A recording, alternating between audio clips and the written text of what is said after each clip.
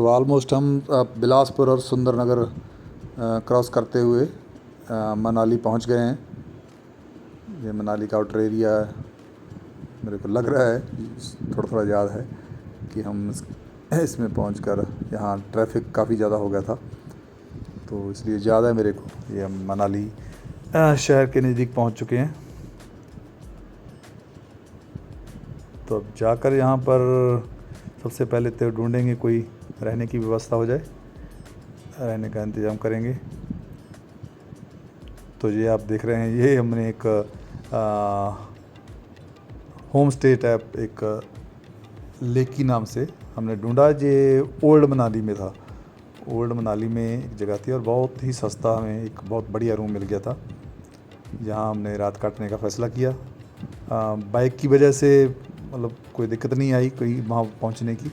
गाड़ी में आप शायद वहाँ पे नहीं जा सकते, बहुत तंग रास्ते हैं और ट्रैफिक बहुत ज़्यादा है।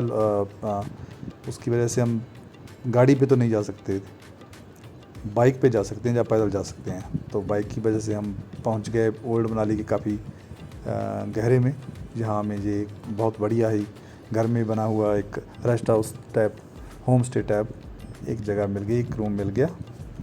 तो वहां हमने अपनी रात रहने का इंतज़ाम किया। काफ़ी समय रहते ही हम दिन में रोशनी में ही पहुंच गए थे, तो कोई दिक्कत नहीं आई ज़्यादा ढूंढने में। तो ये हमारे रूम की बालकनी से बाहर का व्यू है, जो कि काफ़ी नेचुरल है, मतलब जैसे पहाड़ों में नेचुरल होता है वैसा ही है। बाग लगे हुए हैं और ये कुत्ता भी, यहाँ का पहाड़ी कुत्ता ये अपना देख रहा है, घूम रहा है। तो ये अच्छी स्टे रही रात की यहाँ पे, बहुत शानदार।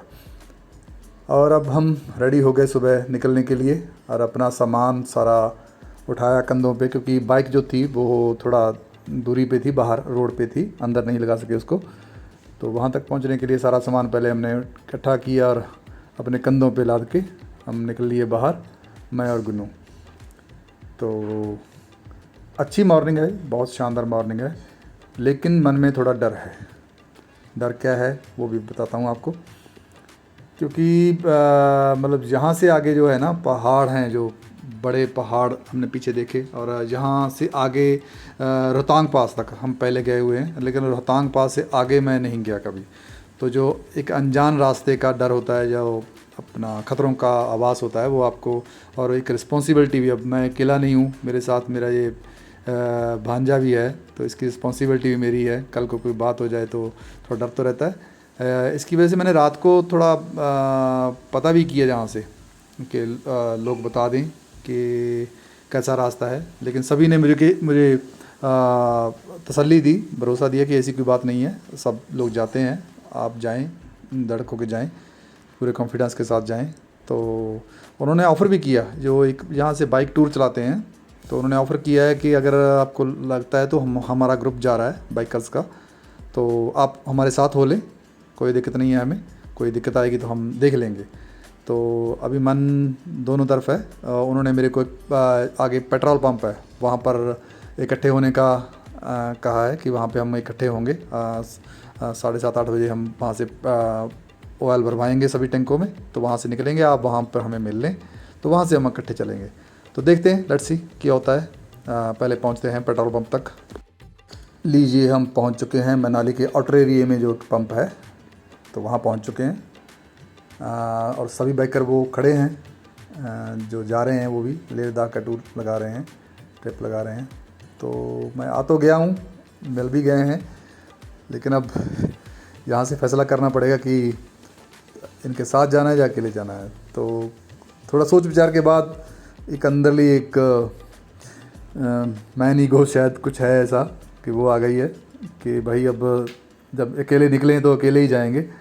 अब ऐसे थोड़ा है कि वहाँ से यहाँ अकेले आ गए और यहाँ आप सहारा ढूंढते फिरें। तो ये डिसाइड कर लिया मैंने और गुन ने कि हम अकेले ही चलेंगे अपने रास्ते पे, जो होगा देखा जाएगा। हमने तेल की टंकी भरवाई और निकल लिए अकेले ही आगे को।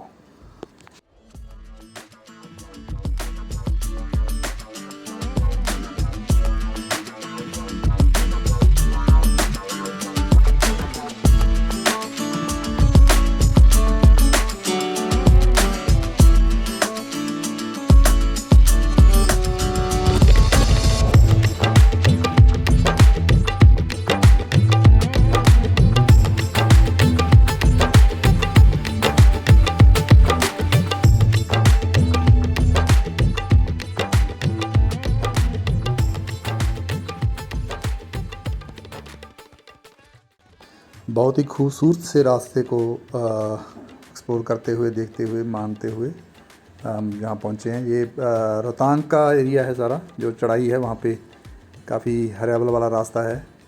तो यहाँ हम रुके हैं कुछ थोड़ा खाने के लिए, रेस्ट करने के लिए। ये जगह हमें अच्छी लगी तो हम रुक गए, और थोड़ी धूप निकली हुई थी, बहुत अच्छा लग रहा था। तो यहाँ ये हमारा मनाली से निकलकर पहला एक स्टॉप है। गुन्नू को वीडियोग्राफी करने का थोड़ा रहता है कि मामा जी ये जगह अच्छी है, देखें थोड़ा। और ये पेड़ जो है, जो कनाडा में जो होता है ना, कौन सा ट्री होता है, मैपल ट्री, ये बिल्कुल ऐसा यहाँ पे होता है।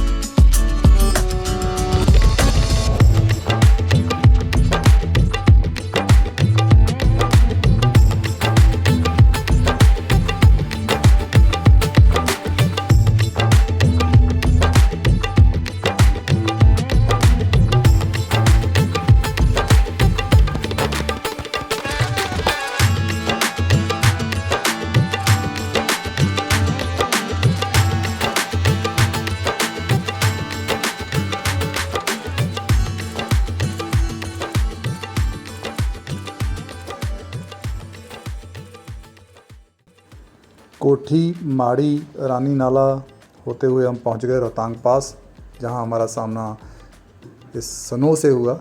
इस टूर में पहली बार हमने स्नो के दर्शन किए, तो ये अलग खुशी की बात थी।